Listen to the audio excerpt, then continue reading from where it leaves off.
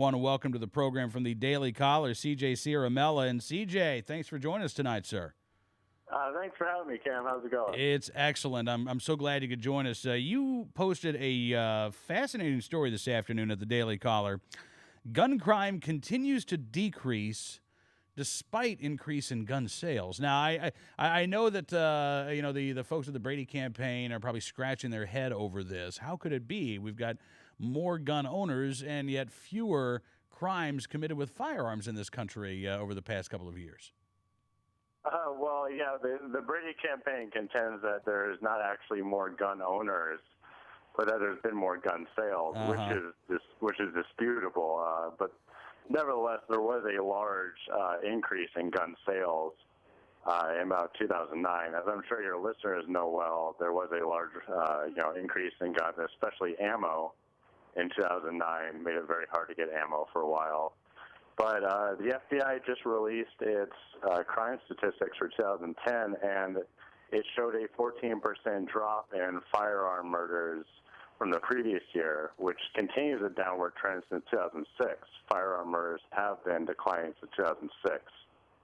Interesting. And yeah, I see the quote here from, it was a Carolyn Brewer with the Brady Campaign, who says, well, there are more people with concealed carry permits, and there's been an increase in gun sales. The research indicates overwhelmingly that these same people are simply buying more guns, and there's been a sharp decline in the percentage of Americans who own guns. So while there may be more guns, they're in the hands of a smaller percentage of Americans. Now, what Carolyn doesn't want to say is that in terms of even if you accept the Brady Campaign numbers, and these numbers come from telephone surveys where a stranger calls you on the phone, CJ, and says, "Hey, are you a gun owner?" Which, as you can imagine, you may not always get somebody saying yes, even if they are a gun owner. She's relying on these statistics. But even if you accept the Brady Campaign statistics, what it shows is that overall, the raw numbers of Americans who are gun owners keeps going up. Now, the percentage, they say, per capita gun ownership, they say is going down. But the number of Americans, 80 million, 90 million, that number keeps increasing. And frankly, I'm of the opinion that when a stranger calls you on the telephone and says, "Excuse me, do you have guns in your house?" you're probably going to get a lot of false negatives. You're probably going to get a lot of people who say no because it's none of the business of the person calling them. Yeah. Best to keep your cards close to your chest on that one, I would imagine. Yeah.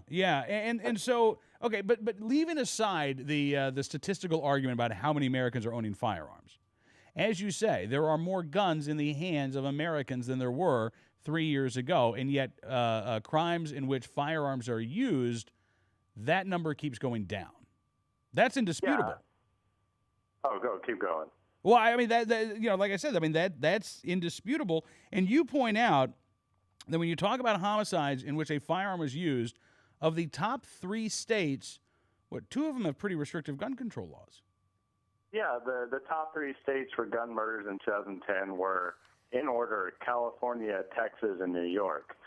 And, I mean, you can say what you will about Texas, but California and New York have pretty strict gun controls. In fact, California is, arguably one of the strictest in the nation, and they're working on making it stricter, but it's the top gun murder state in the country in 2010. And as far as you can look at it, if you break it down by murder rate per 100,000 people, Washington, D.C. is number 1 with 16 murders per 100,000 people. And as you probably well know, D.C. has arguably the strictest gun control, some of the strictest gun control in the country.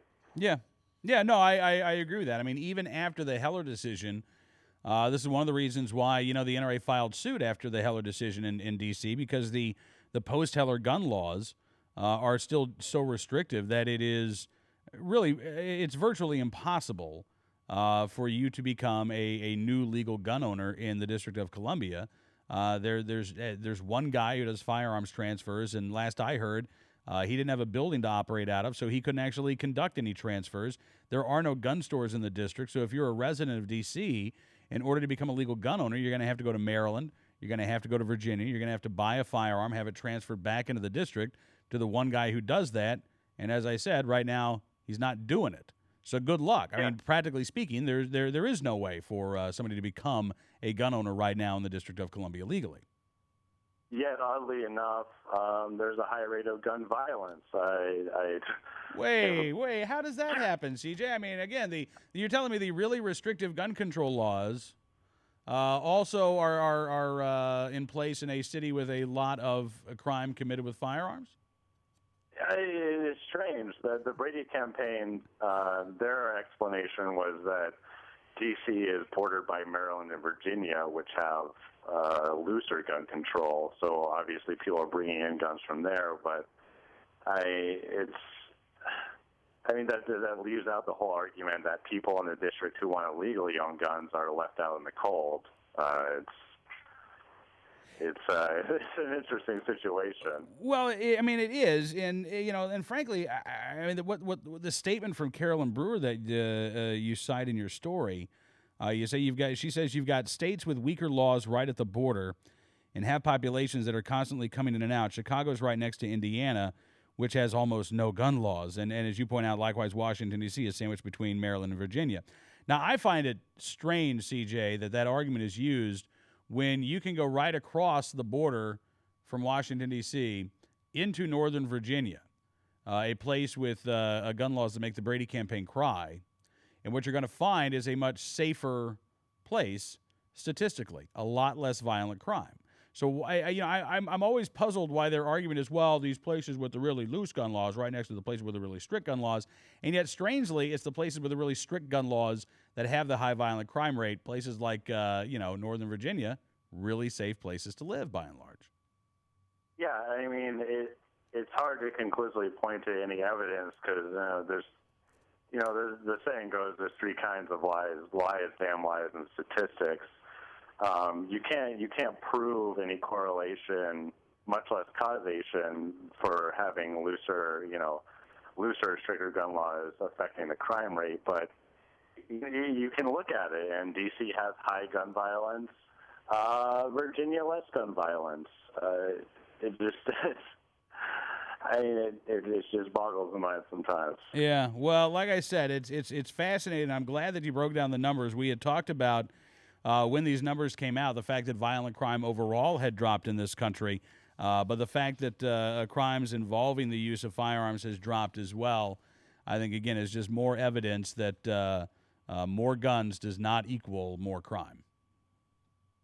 Absolutely. Hey, CJ, thank you again, sir, for coming on the program. It's great talking to you. Well, let's do it again soon. All right, thanks, Cam. All right, thank you, sir. CJ Ciaramella joining us from the Daily Caller website, dailycaller.com.